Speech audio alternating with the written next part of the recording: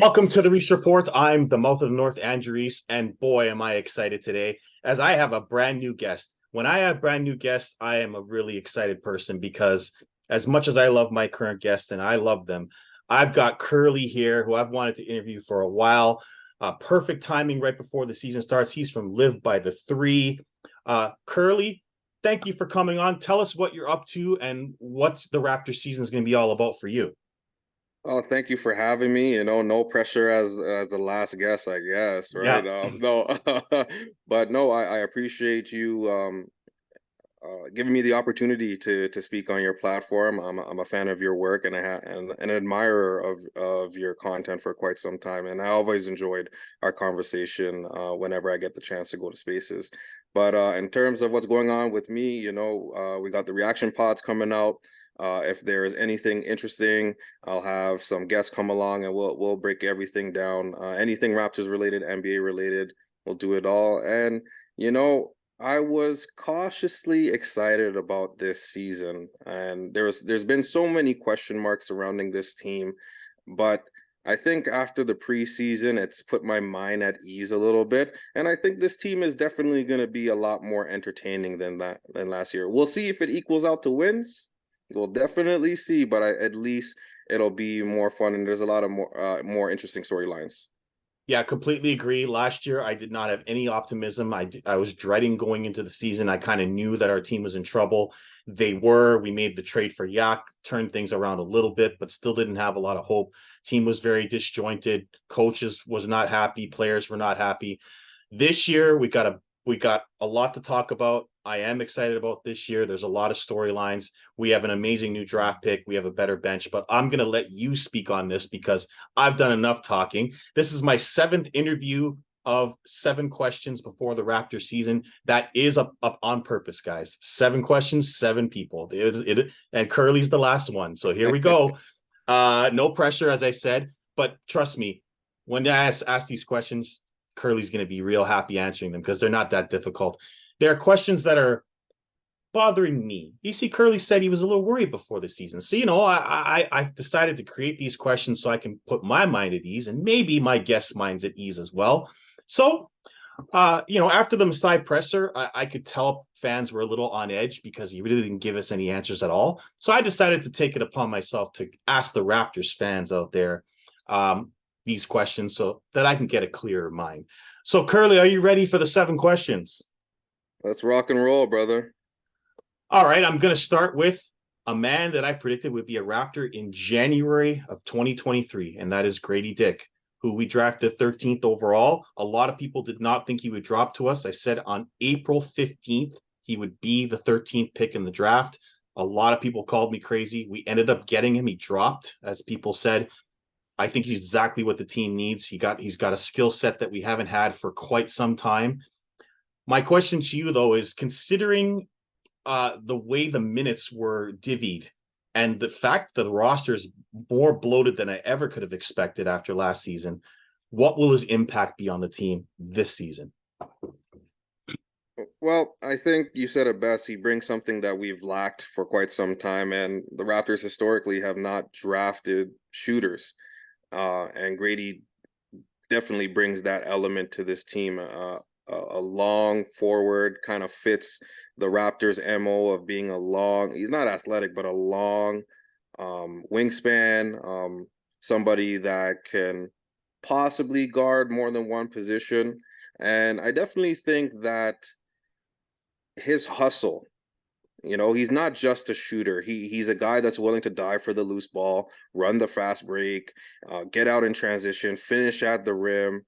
I definitely feel like he's going to bring that extra element and bring that Raptors esque type of feel to this team, being a team that's, I would say, now more versatile than they were before, arguably more as versatile or maybe slightly more versatile than the championship team. And I definitely feel that Grady is going to bring that element. Now, whether he's going to get the playing time in the early going, that remains to be seen. You can see him struggling to adapt to the speed of the game, the size of the players as well. There's guys his size that are probably as athletic as point guards. So you could see that there's going to be an adjustment, but he's also 19 years old.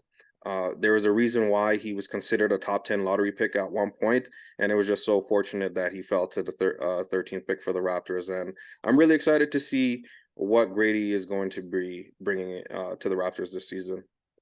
Yeah, I would say, I guess when you say not athletic, he's not a skywalker, but he's a guy that moves without the basketball like a guard for a 6'8" guy. Like in that Washington game when he had a 7 minute stretch where he was all over the court. He stole the ball a bunch of times. He grabbed rebounds. He chased all the loose balls. He made 4 or 5 threes. He could have had 20 or 30 in that game. He was open on every possession because he kept moving into spots where he was open. And I think our team's so used to ISO ball that they didn't see him wide open in the corner. Otherwise, he could have had more. I think that they've got to find a way to get this kid minutes. I know it's going to be hard early, but there's going to be injuries and there's going to be situations where they're going to need his skill set on the floor. So he'll get a chance, but I think it'll be more later in the season than it is early. But I think they should get him out there early just to get his confidence going. But it's tough. Like the team's 10 deep, if not 11 or 12 deep right now. And I was shocked that Malachi got the minutes he got. So now with Gary coming off the bench, that kind of is going to squeeze him a little bit. So we shall see. I think he Yeah, can have an impact, but he needs the minutes. yeah, definitely. Personally, I know we got Otto Porter there. I know we're paying him 6 million, but I would give Grady those minutes. 100%. Unless you're looking to trade Otto Porter Jr., which I see a scenario where they trade him to a contender or trade him to, you know, a non-contending team. They buy him out, and I see him going back to Golden State and maybe assist with their championship aspirations. But I think for all the reasons that you mentioned, Grady is the better option because he does a little bit more, and you want to see what you're gonna get from him. And you also don't want to put him in a pressure situation, which I can definitely appreciate. But he's a 13th pick, and like I said, he was a top 10 pick at one point. Mm-hmm. If you're not gonna play him with that pick, then you probably should have gotten maybe a Kobe Buffkin or somebody else that you could probably seamlessly implement a lot sooner than you would Grady. But I think there is an opportunity if you're willing to share those or at least split those Otto Porter minutes. Yeah, I don't have much faith Porter will stay healthy, and I believe that he won't play back to back. So I think there'll be opportunities there, but you also have Jalen McDaniels, so it's going to be tough. But I think injuries will allow him, and I think Darko is going to find minutes for a player who plays like him. His offense, which we'll talk about, should be perfect for a guy like him, as well as other players that we'll get into as we go along. Speaking of players that should benefit from this offense, let's talk about the enigma that's Scott Barnes. Now, I'm not insulting him, guys. I'm sorry. Last year, I kind of thought he was an enigma. He sometimes showed up, sometimes didn't. He had great fourth quarters, slept for the first three. These are facts. I love the Raptors, but I'm not a fanboy. I tell you what I see. He plateaued last year. He got worse in some areas, he got better in some areas, and stayed the same in some. But he didn't get the impact that we thought we'd get. This year, my question to you is, will we see a significant leap from Scott Barnes? And when I say that, it's does he become the permanent number two option? Does he affect winning every night or most nights? Is he going to be on his way to being an all-star this year? I think there's an opportunity for all those things to be true. I think that it's a safe argument. I think we've seen the potential with Scotty, especially after his rookie season. I totally agree with you. He did plateau, but I think the reason why he plateaued is that there was no restrictions in the first season. You know what I mean? He kind of played that free ball, that grab and goal style that Nick Nurse loved. If you grab the rebound, you can initiate the offense or push it up in transition. And I think in year two there was an expectation, and I really feel that they misused him, kind of just putting him in this point forward position where he would do more creating than um, scoring. And it Yeah. ended up being over the stretch of 3 quarters, and then he'd have to step on the fourth, or he'll have a tremendous 3 quarters and then he disappears in the fourth. And if you look at the numbers, they were quite similar, but it wasn't as efficient and it wasn't as impactful. And I think that a lot of it had to do with conditioning, a lot of it had to do with injuries. And I'm not making excuses for him. He could have been better in year two, but I really felt that the Raptors set him up for failure. And I think a lot of pressure was on him in year two, and I think it was unfair. And granted, he looked like an all-star in year one, and I know he was just a rookie, but he was impactful. He was impacting the games. You missed his presence when he wasn't on the floor. Like, that's an all-star type of player, and I really feel that in year three, I think we're going to see the version of Scotty Barnes that we did in year one, in year three, but more polished, more confident, more sure of himself, and I think we're going to see less hesitation from him because I see a window that he could be an all star, but I think it's also very important to realize that he is a third year player, and we also have guys who are homegrown talent in Pascal and OG that I feel should be in a much more pressure situation. But I think the excitement and the idea of what Scotty Barnes could be really dominates the conversation. But I see potentially all-star.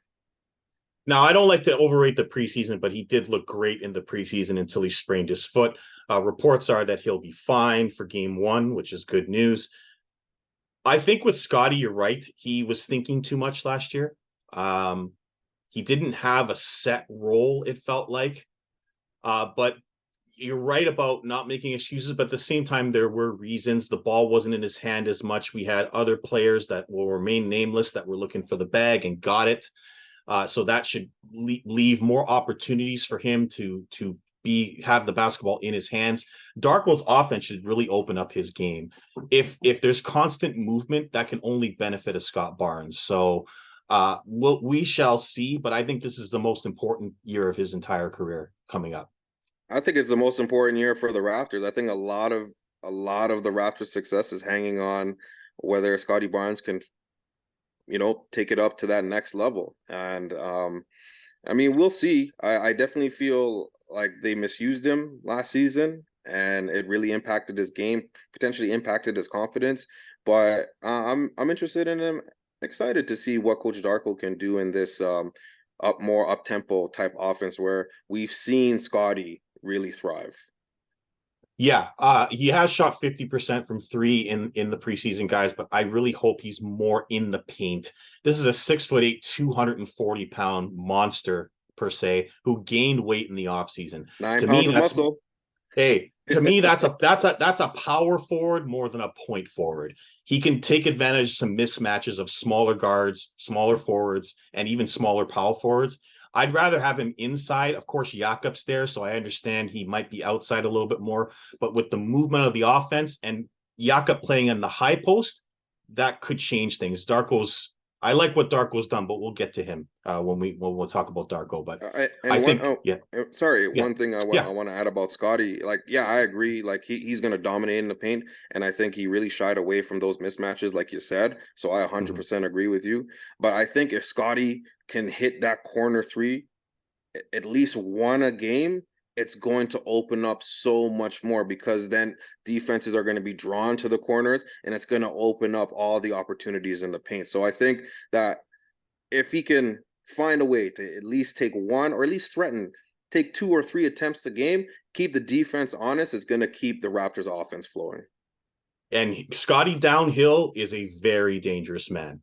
I would not be wanting to get in the way of him going downhill. So uh, that's the unlocking part there. He can't shoot 28% from three, but man, I don't think he can get any worse. So No, we definitely we not. shall see. We shall see. Set shots for him are also better than him trying to dribble and make threes or make twos. So hopefully that ends as well. For This sure. offense, though, changes a lot for the ISO play that we were seeing last year. It's a totally new offense. Speaking of last year and this year, okay, Curly, I try to be nice, but I can't be nice on this next topic. The bench. The bench was awful.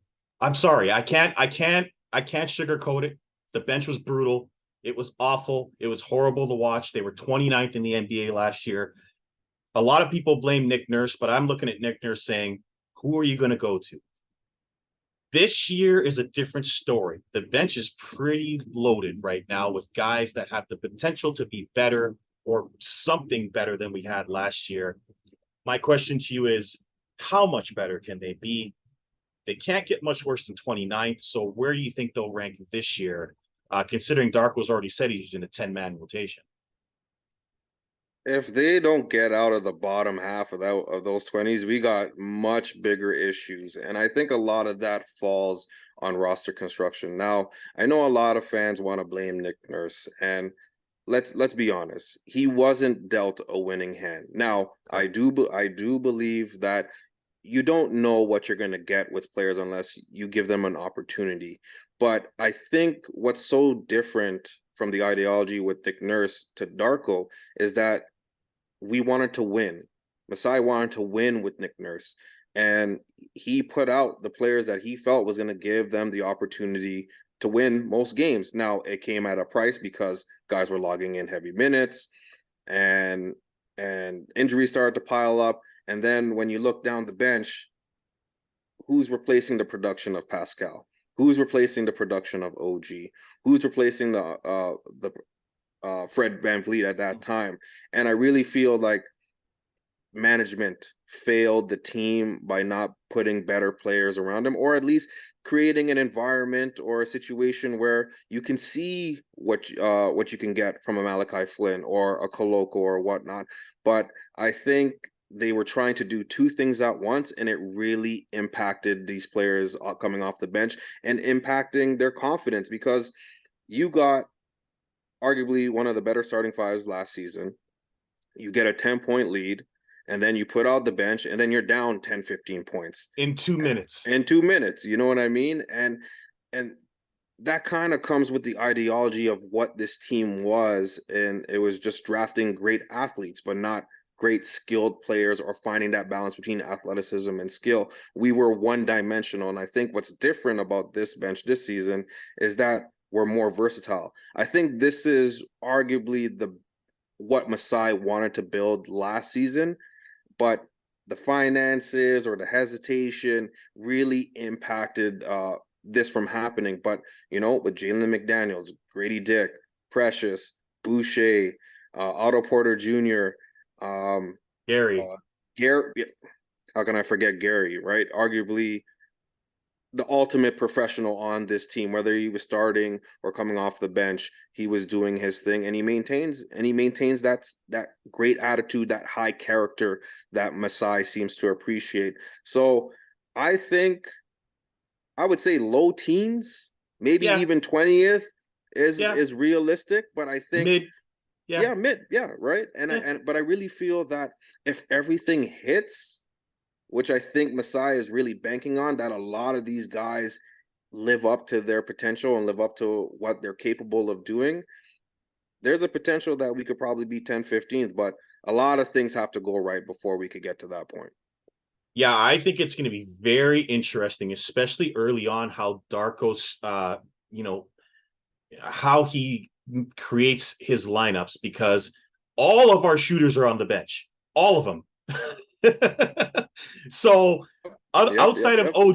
OG, everyone is on the bench. So how Darko staggers the minutes will be very interesting. How he mixes up his roster going into the second quarter and in the fourth quarter will be very interesting, because I think he's going to have to get some shooters in there with Pascal, with Scotty, with Jakob, or even as we'll get to our lineups, have a no center lineup. I think we're going to see a lot of small ball, which we'll talk about in a minute. I think because no Koloko, we're going to play a lot of small ball in certain situations when we need points.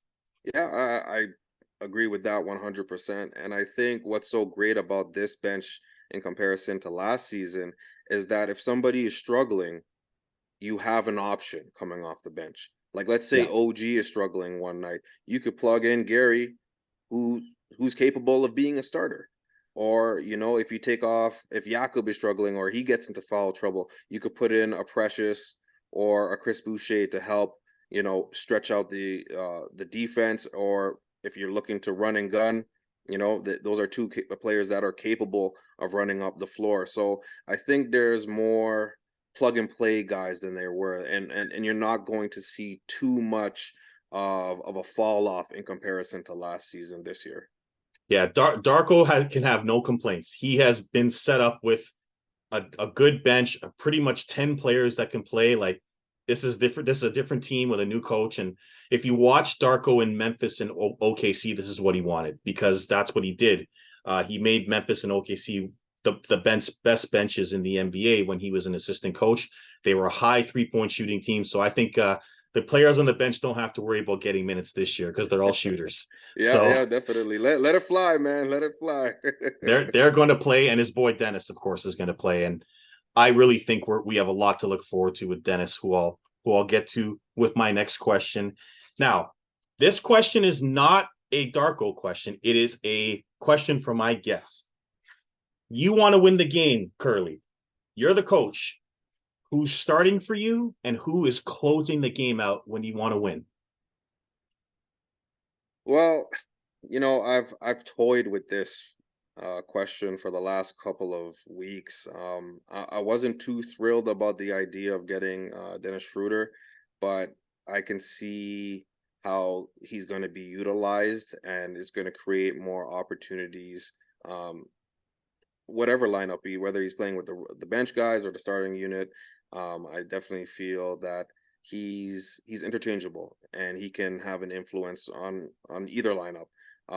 But it seems like the starting lineup is going to be Dennis, OG, Scotty, Pascal, and Jakob. I think, not Yeah. stealing what Gary said, but the writing's on the wall that he's Yep. going to be that six man coming off the bench. But I think what's so great about it is that you can stagger Dennis and Gary, and Scotty can assume that playmaking role. Pascal can assume that playmaking role, and OG and Gary could play that off-ball role. And it seems like they're going to be using Jakob in that playmaking role as well. So you have options in terms of playmaking.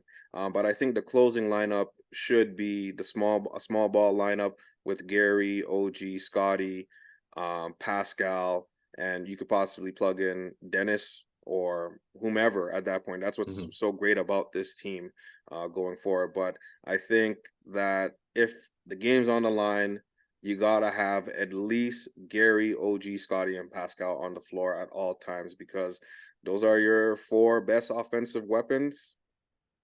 Doesn't matter who's number one or who's number four. Those guys have the potential to be bucket getters, especially with somebody like Gary and the strides that OG has taken as of late. Do I see him getting much better? Not really. I think he No. is who he is. But Yeah. I think if he can maintain his health and continue to be efficient, what more do you want? What more Yeah. do you want from a connector piece, right? Yeah. I think in that lineup, we're going to have Scotty playing center. I think that he Sure. is going to be the center in that small ball lineup, which will cause a matchup issue for a lot of teams, unless you have a big an Embiid or a Giannis or what have you. But I think that the advantage of this lineup is you can put the hot shooter in.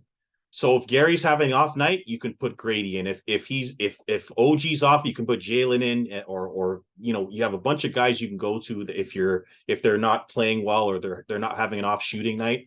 So I'm very curious to see how Darko plays with the minutes, especially late in the ball game. That's why I asked this question. I think we're going to see a lot of small ball with Scotty at center with shooters. Pascal and him with shooters. I think that's what we're going to see, especially with Koloko out and the very high possibility that Jakob will be in foul trouble.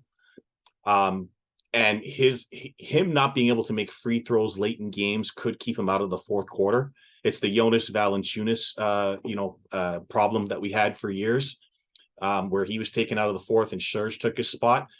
Coloco's a big loss. I think that had he been around, this would have been a totally different story because he would have been in there. But with him out and probably not going to be around for a while with a serious illness, we're going to see small ball a lot. Yeah, definitely. like the writing on the wall, like I said, especially with the versatility that we have on this lineup. And let's not forget, like, let's not sell short Chris Boucher. And, this might be an unpopular opinion, but he was defensive player in the G League, right? So he can Yeah. be that good help side defender. Um, if the first guy gets beat, he can block shots and create transition opportunities.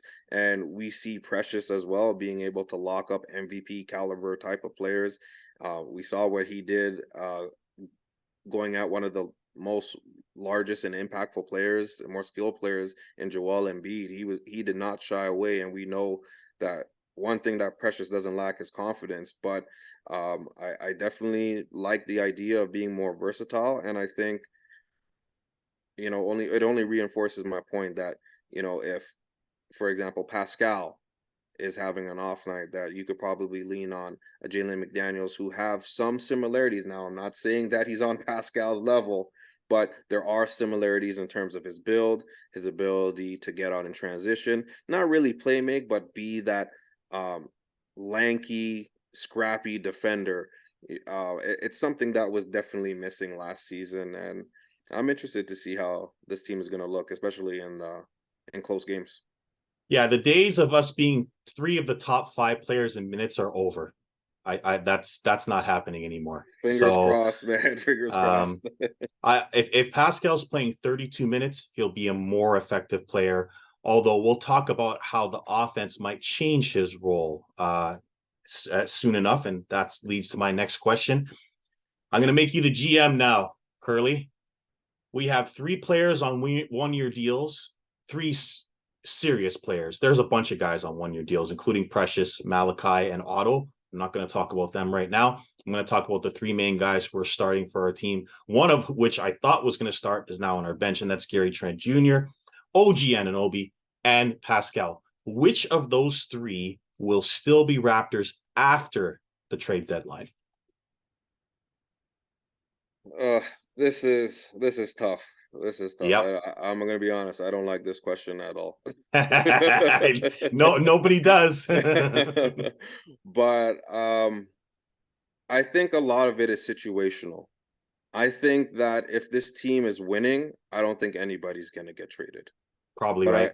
you're right. I think if the losses start to pile up, I definitely see a situation where Pascal's going to get traded because whether people view him as a number one option or a franchise player or a superstar or all star doesn't matter.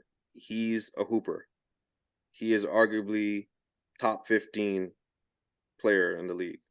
There's Yeah. just his ability to, to get out in transition, score in isolation, be a playmaker. He does everything and kind of fits the mold of what the NBA is right now. But you also want to take care of your best player, and I don't know why they haven't extended him, and that's a completely different topic for another day. But I really feel that it's situational dependent. I think that if the Raptors are losing, I think they're going to trade Pascal, give the keys to Scotty, OG, and potentially Gary. I think you can't afford to lose any of them for nothing. Correct. You can't. You know, Gary's a 20-point scorer. You're not going to be able to pick that up in the G League, and that's not any disrespect to those guys because those guys can hoop. But to score a bucket at this level and at his age, you need a bucket. You need somebody that can shoot the three. And you can argue who's number one between OG and Gary, but those are our two best shooters on the team right now. Mhm. And even in terms of efficiency as well. I know Gary didn't shoot well last season. I think he was on the lower half of 30, maybe around 33, 36. 34. Or okay. Yeah, I think he was 36. I'd have to double check, but yeah. Yeah. So Yeah. but it wasn't as efficient as a previous season, right? Yeah. But I think that if they are going to pivot, you have to keep Gary and OG. But I also don't know how you're gonna let any of them walk away for nothing. Yeah, this is a tough question even for me to answer. My thought on it is this: one of OG or Gary are going to go. Gary because he wants to start and get paid, and that may not happen here. And OG for the same reason, he wants a bigger role, and he's not going to get it here. Also in that equation is Grady Dick. You got to find minutes for Grady Dick. OG's in one spot, Gary's in the other spot. You're not paying Gary $30 million a season or $40 million a season. So one of them is going to go and Grady's going to get that spot. That's the way I look at it. As far as Pascal goes, Masai made it very, very clear that he doesn't want selfish basketball anymore. He's gotten a coach and a system that's going to make him less of an ISO player, therefore lessening his impact. And the reason why that has been done and been mentioned by Masai is they don't want to pay him the max. And if they don't want to pay him the max, it's very highly likely that they'll keep him past the deadline and he'll leave for nothing. Or he will, I just don't see him taking less than the max. He already did it once. I don't see him doing it again. And he may well leave to go somewhere else if he's going to take the less than the max or go somewhere else. I So, think, yeah, yeah, yeah, I don't disagree with that, but I also think it's very discouraging, and I think that it'll be very disappointing from a Masai perspective that a homegrown talent, somebody that has improved every single season, has been an all-star, is a champion, most improved player, has been your best player. I don't, and I've never have looked at Pascal as a selfish player. He had to do what he agreed. had to do to give us the best opportunity to win. Yep, And I I agree. don't, and I have never seen a GM essentially dog their best player. You want to see how an all NBA player is going to fit in a coach's system? You know how many coaches would want an all NBA player to build around? And I really feel that if anything, if they let Pascal go for nothing, his tenure here is very jaded. I'm not going to say it's a waste of time, but you failed to build around Pascal Siakam, Yep. somebody of all NBA talent. And it doesn't give me a vote of confidence to have them build around a player like Scotty Barnes and OG, depending on what that core is, right? You couldn't do it with Pascal.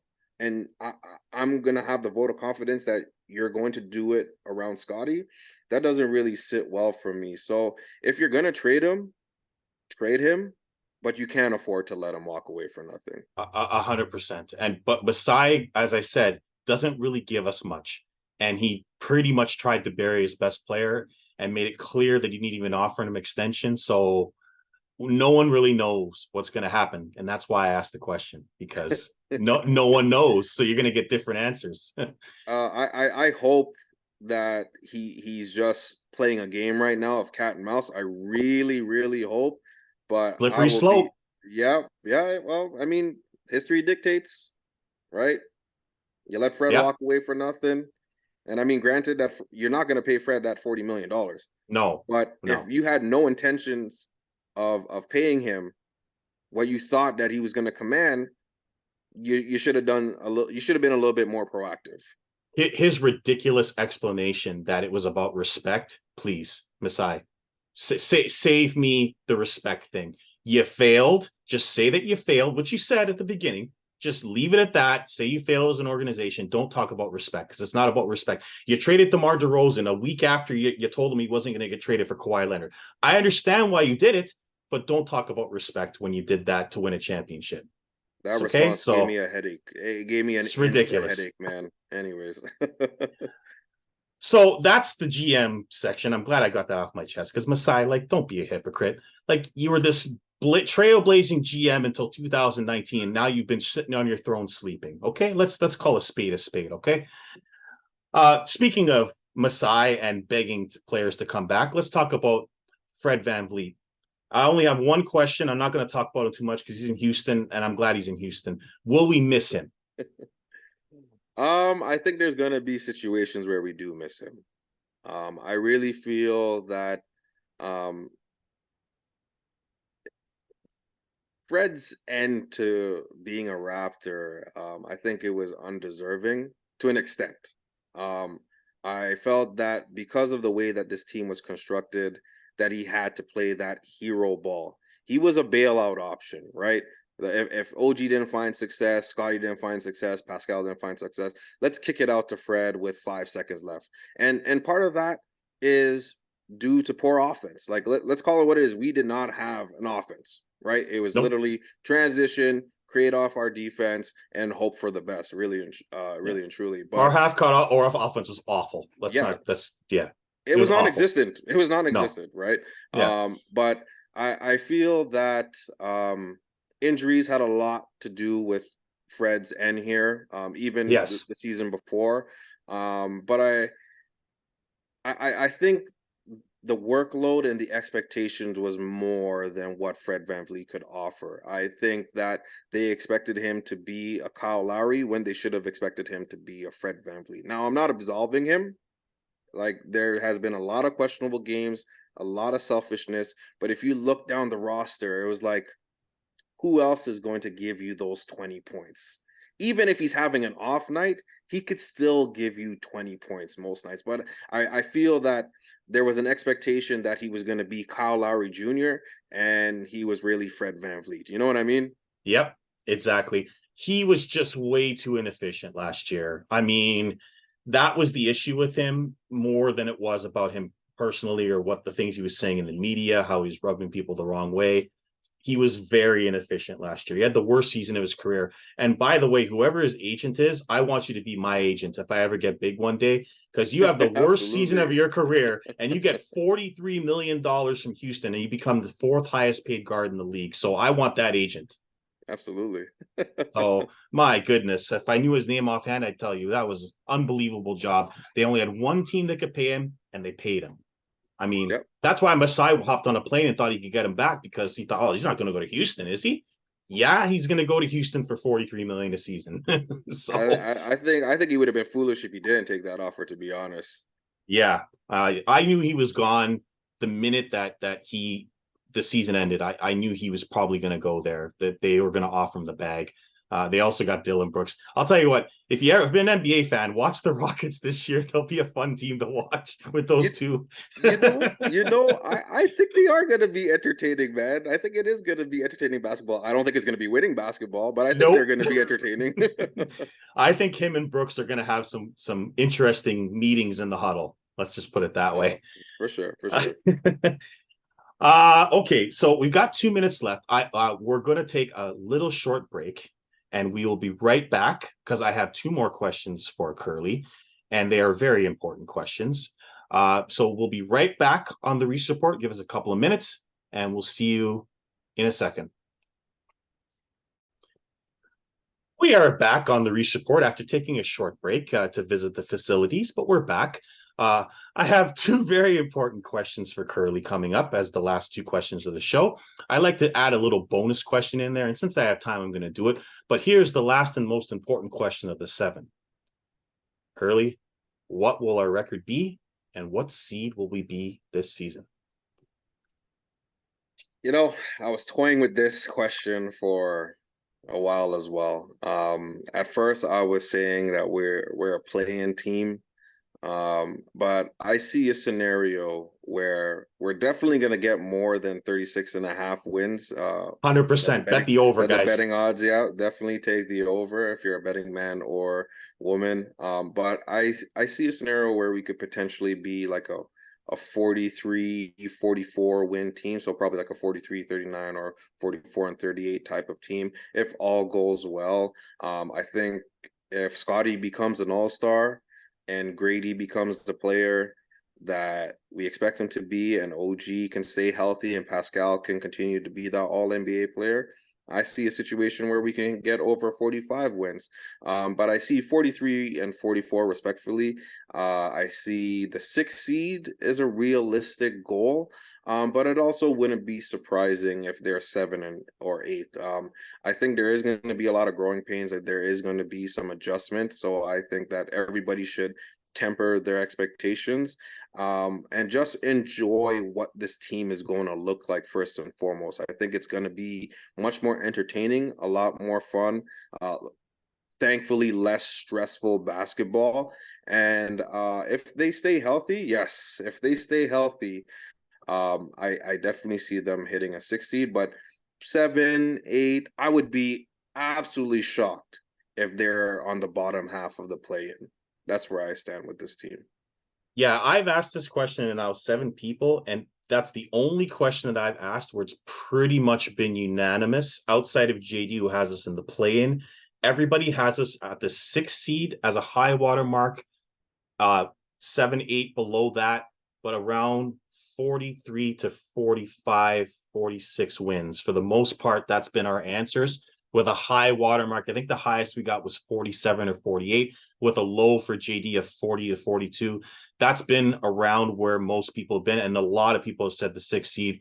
I said from a while ago, and I've stuck to it, 44 and 38. This was immediately after the signings were made. I was one of the few people that actually really liked the Dennis Schrader move because of the fit. Not that he's a better player than Fred, but the fit. He's not a guy who's going to overshoot. He's going to slash and kick. He's going to get a lot of assists. As anyone who watched the Washington game, he had 11 assists. Very unselfish player. Is a dog, plays big defense. So I think the fit for the roster will be better with him and the type of offense they're playing. So I have him at 44 and 38 in the 6th seed. The East, to me, outside of the first 2 seeds, is pretty wide open. The Cavs have their questions. They won 51 games last year, so they should be 3. Philadelphia with the Harden donut wild card, possibility there. He's going to have chicken wings somewhere right now. We don't know what's going to happen with him. 76ers Probably in should still be Houston. good. Yeah, Probably in probably in Houston. Houston. Philly will still be good. I think what's lost in the Harden thing is Philly will still be good because they still have a deep lineup. Maxey as a starter doesn't bother me at all. I'm a big fan of Maxey. You got Harris Not at there all. still, and Embiid's the MVP, whether we like him or not. They'll still be good. Outside of them, you got the Knicks, Hawks. Brooklyn should be worse this year than they were last year. They finished ahead of us. The rest of the East, Indiana, Orlando might be better. There's not a whole lot there to scare me outside of the top 3, maybe 4 teams. So I don't think it's unreasonable to ask for 3 more wins than last year. So I'm going with 44 and 38 in the 6th seed. Um, Outside of that, I completely agree with Curly, and a lot of people have said this too. This is a season you guys got to enjoy. Just go into it, be happy that the team is still here. No one's been traded. Yeah, there's 3 guys on 1-year deals. There's a lot on the line, but at least there's some excitement going into this year. At least I'll have fun watching these games. The offense should be fun to watch. So, from that respect, win or lose or draw, you got good development. You've got exciting players. You got guys that are motivated that are on 1-year deals. You got some rookies in there.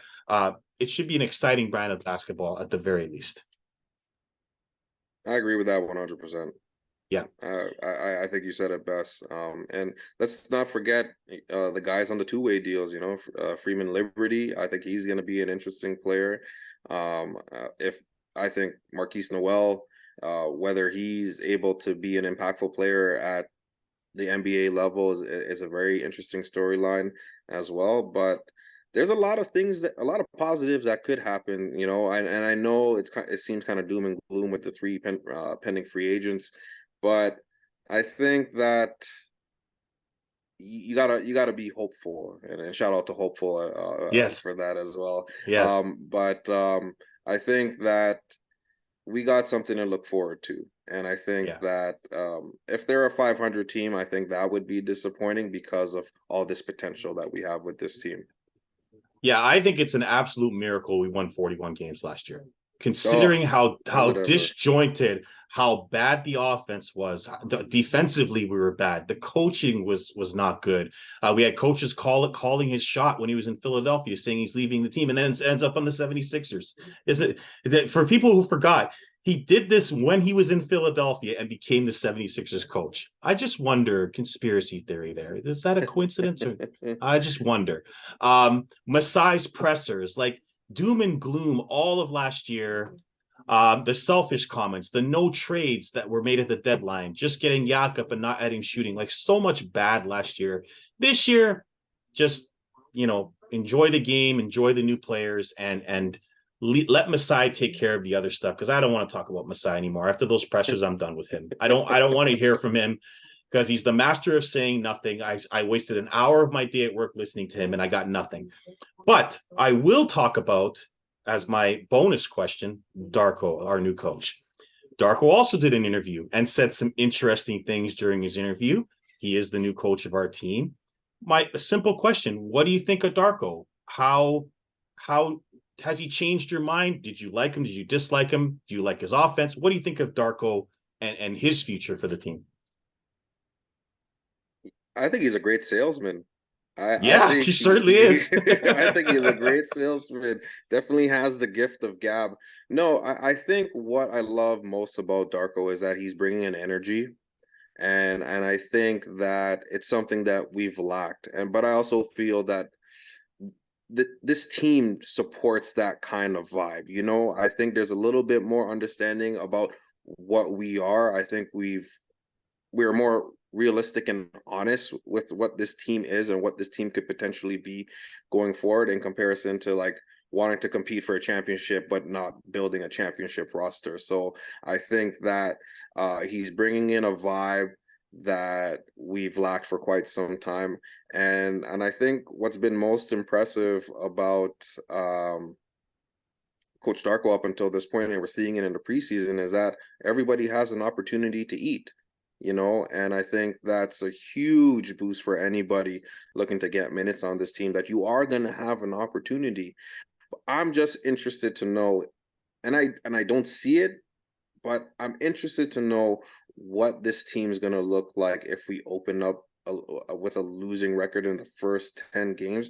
I'm really curious to know if we're going to have that expanded lineup, or is it going to shrink a little bit, or are we going to maintain um, a situation where we're developing and hoping that it translates to winning. I think what's great about this team is that you can go in either direction. Maybe that's what Masai wants. Do I like that? No, I think we should be able to commit to something because we have the players like a Pascal, like a OG, and like a Scotty, where you could build a winning team around them. But I think that Coach Darko and his offense and looking to implement that 0.5 second offense, getting out in transition and giving everybody an opportunity to showcase their talents, potentially boost their trade value as well. I think it's a welcoming sight, and I'm very interested to see. But I think there's a lot left on the table for Coach Darko, if you know what I mean. Yeah, I mean, he's just started, but what I will say about him, he is a great salesman, but at least he backs up his sales pitch. And what I mean by that is there was a game in the preseason where someone decided to take a shot early or be selfish. Immediate timeout. Immediate. He's like, no, no, no, we're not doing this anymore. Move the basketball. This is the offense we're playing. And if you saw the rest of the preseason, this was a team that was moving the basketball like I'd never seen. Now it's going to take some time. We had 29 turnovers our first game, so the players are not used to playing like that. They're used to playing ISO offense where everyone's standing around and watching. But the encouraging thing is watching the basketball made me feel so much better with the ball movement. If anyone heard me on Spaces last year, there are three things I begged for: more ball movement, more back picks, and just better flow for the offense. And God, we see that in the preseason. I hope it continues. I hope he sticks to his values. Look, it's going to be a tough transition. They have a tough schedule the first month or two. They got Boston twice, Bucks twice, 76ers twice, Knicks twice. Like there, it's going to be tough early, but I think the time to really implement your coaching system is early, because even if it doesn't work, you got to stick to it because you want to go out your way. And so I hope he doesn't turn into Nick Nurse because we lose a few games early. Stick with what you believe in. It'll eventually start to work. It's going to take some time for the players to get used to what he wants out of the offense. Yeah, I agree. I think that we've seen a little bit of the residue from last season in terms of the isolation basketball. So there are going to be some growing pains, and we have the players, the young players, to support that thought process as well. But I don't really see him changing the philosophy. I'm just curious to know if he's going to make a tweak to the approach. I think we're going to maintain that 0.5 second offense, getting out in transition. One thing that I loved, and I forgot to mention it in my previous point, more one-on-one defense. Like imagine building Yes. a team with athletes, long wingspans, and not guarding players one on one. We're always scheming and playing this team offense, and then as soon as the ball goes into the paint, we getting a backdoor cut, and it's an easy bucket for the offense. I think I love the idea of more man to man. It's something that I've been wanting since the championship. Yes. But I Yes. think, like you said, having a player like Dennis Schroeder, who can play that point of attack, is going to allow Pascal, Scotty, and OG and Jakob to play that one-on-one defense. And then, if you're bringing in the role players, you want to scheme a little bit or stagger them with the starters, then you could do that. But playing a scheme type of defense for 48 minutes, eventually you're going to get tired. You're going to give up easy buckets, and the rest is Yep. history. 41-41, right? Story of our fourth quarters last season, guys. Just go watch the Bulls play in game for a microcosm of how our season was. 20-point lead, missed free throws because we were tired. Zach LaVine took over, and we couldn't make a shot because we were dead. We were dead Yeah. tired. Fred tried to be the hero, didn't have any legs, and we lose a 20-point lead and lose the play-in game. Last year, the defense, I think, was under talked about. I usually go on spaces and I talk about defense. Everyone wants to talk about offense. Our defense sucked last year. I know OG won the steals title. Congrats. But that was a microcosm of the way Nick Nurse played defense. He likes to gamble. He likes to go for the steal. The problem with that is if you miss, you've got a wide open layup, you got a back pick because you're overplaying on top of guys, or you got a driving kick for a wide open three. And if you look at our defense last year, bottom five in every category because of it. You play man to man and you say, look, Scotty, you're an athlete. You're supposed to be good defensively. Play your man. Pascal, you're supposed to be good defensively. Play your man. OG, you're supposed to be a defensive player of the year. Play your man. That's the way it should be. You got Jakob back there to clean up the mess, which is why you traded for him. And you got Dennis being a pest out in the lane. This is the way they should be playing defense. And I hope it stays that way. There's no reason why the Raptors should not be a top 10 defensive team this year. I didn't mention it, but now that we're talking about it, there are no excuses. They should be a top 10 defensive unit who is getting out on the break and getting easy buckets as a result. Yep. Anything below 15 is a disappointment because Yeah. of how they're built and how they're physically built. Even if you like take Scotty for example, he's not the greatest athlete last year, looks to be a much better athlete this year, but utilize your length. If you don't have the foot speed, corral the guy, like who's blowing by anybody with a near 7-foot wingspan? I don't care how quick you are. If they just slide over, like you said, if they just slide over, you cut that guy off, more or less they're going out of bounds, right? And I think that Mm-hmm. that's what we're going to see defensively, more of that one-on-one, more less gambling, a more disciplined defense. I do feel that the way that they're constructed, there is going to be a little bit of gambling, and you want to, right? You don't want to be predictable. You Mm-hmm. want to show the offense different looks, but when you lean into it too much, it becomes a detriment to the team, right? Yeah, I mean, I'm going to use the rookie as an example. For those who only look at the box scores, watch Grady Dick. He's not a great defensive player. Everyone's like, oh, he only shoots. Watch him when he's in the middle of the lane with his wingspan. He has his arms out and he got deflections on multiple times just by being active with his feet and having his arms out. He got deflections, multiple deflections. You can do that with Scotty, Pascal, and OG. But if you're running at players because you're playing this gambling offense, not only are you going to be dead tired at the end of the game, but it's going to lead to wide open shots. So just stay in front of your man. Thankfully, Fred is not on the team. He was getting blown by all of last year. Sorry to say this to you, but Curly, but Gary Trent was not good defensively last year. He's getting blown by all the time, and then it bled into the Scotty Barnes of the world, who's getting blown by players like Blake Griffin, for God's sake. So Yeah. it starts to affect everybody when guys are you're running out to the guy because you don't want him to shoot the three and he's blowing by you. That's the problem, and then you're gassed and you can't even get out on the break because you're tired, and then offensive rebounds lead to second chance opportunities. Then on the other end, because you're dead tired, you're clanking everything and you're getting 20 more shots a game with 20 offensive rebounds, but you're still losing because you're shooting 27% from three because you have no legs. It's just a micro. Last year, I don't know why I'm doing this to myself. Last year was so painful, Curly. Oh my God. You're I'm punishing reliving it yourself. now and I can't, I don't want to punish myself. I'm looking forward to this year. I'm not going to do it again. I apologize, people. It was so painful to watch this team last year. It's okay. You're a true fan. If you hung Oh, in there all season, like some of us did, you're a true fan. So shout out to oh, everyone that stuck along for the ride. It was not smooth at all. It was not enjoyable. But here we are. We survived. It's a new season. I will say this as one of the closing remarks. I'm not looking to Gary for defense. I want no. you to score, dude. Just Yes. go out there and get a bucket. I will live with you getting blown by if because you got great support behind you. But if you're giving me 20 points, all is forgiven. Yeah, Gary, keep that hot hand, man, because when we won 48 games, you were the hottest player on the team. You had one Yeah, month where you're averaging almost 30 a game. That's why we won 48 games. Him and Fred went crazy. But yeah, after Fred got hurt, he went crazy. It's like, if you can stay on the bench, be sixth man of the year, and average 20 points, you'll get paid. Don't worry about starting. You'll get paid. Okay. yep. I agree. So you're going to be just fine, Gary. What I will say about Gary is, though, please, Gary, if you have a 2-on-1 break, pass the basketball. Don't try to jump over a guy. Don't try to dunk the basketball. It's not you. Pass the ball to the guy who's right beside you wide open and let him get the layup. It's okay to get an assist once in a while.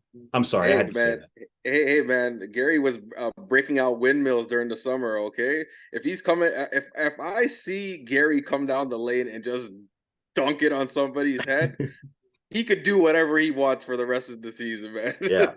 Man, he tried it against Chicago, and I'm like, stop, stop, stop. Andre Drummond just he didn't even jump. He just went like this and just said, "Get out of here." Although Drummond ended up blocking himself with the rim after, so I don't want to, I don't want to go there. That was rough. That Um, was rough. but that's the preseason.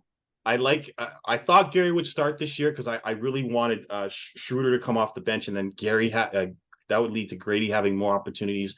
But now that Schroeder has went crazy in FIBA and he's Darko's favorite, he's going to start, and we're going to have Gary come off the bench. I really don't. I don't have anything personal against the man, but I don't want to see Malachi Flynn. I just don't think he's an NBA player. I would rather see Freeman Liberty at this point. Like I'm that far gone from Flynn being the backup point guard. He's gotten a lot of minutes in the preseason. He did have one good game against Washington, but he was awful in the other games. And I just don't want to see him catch and shoot. Maybe he'll be okay, but I don't want him playing big minutes, especially when you have Grady there. I'd rather him get the minutes. So we'll see. Darko's got quite a job ahead of him. Yeah, definitely. I think Malachi has not given us much to desire, No, and it's sad to say, but I also feel like the opportunities. I know some people think the opportunities were there, but it was inconsistent, and I think he was really misused. I think it's more of a mental game for him, but I want to see what he looks like in this season. I don't want him to create. I think he's a shooting guard trapped in a point guard's body. absolutely correct. Right. Yes. So I think if Malachi plays that off ball role and hits two threes, do I see him as as part of the team long term? No, unless we see some of Summer insanity that we saw a couple of seasons ago. But I don't know if he's going to have that opportunity or have those amount of touches, anyways. But I think if there's an opportunity where if you don't see him, find a situation for him. Maybe somebody's going to take a chance for him. But I think he has the ability to shoot the basketball. We saw what he did in college, or some of us saw what he did in college. Pick and roll is going to be our bread and butter. So let's see. Let's see what's going to happen. But I think the window for him and the margin of error is equally slim. Yeah, there's got to be some movement on there's 5, 6 players, I think, on 1-year deals right now that have options to be re-signed, including Precious, who is eligible to sign an extension. Malachi is on the last year's deal. Otto's on the last year's deal. 3 starters. Like, it's just, this team could either sink or swim in the first half of this season. Like, it's just, but I want to be positive and look forward to this year. But there's got to be some moves at some point with all these players on 1-year deals. It's just, you have a bloated roster for a reason that allows you room to move. So we shall see. But you know how slow Masai moves these days. I don't even know if he exists anymore. Sometimes it's just, Bobby Webster. I don't even know if he talks anymore. That guy. But I digress. I feel our management is like a figment of our imagination. Like we have an idea of what they are, who they are, and they just they don't truly exist. But I think we shall see is the mantra that they have built, Yes. and I think it's carrying over for seasons to come. Well, at least Masai knew the team was being selfish last year. I mean, every single one of us last year early on said the team's being selfish. And then he came out in February and said they're being selfish, then made no moves. Oh, okay, that makes sense. The team's selfish. They're under 500. Let's not make any moves. Let's just go get Pirtle and hope that it works out. Didn't work out. And now Wemby's in San Antonio. And that man he's not human. He's an alien. And I mean that in the nicest way possible. He's not a human being. Someone that's 7'6" with that wingspan who doesn't have to jump to block is not human. He's just something wrong with him. And I mean that in the nicest way possible. So, Wemby's definitely gonna be fun.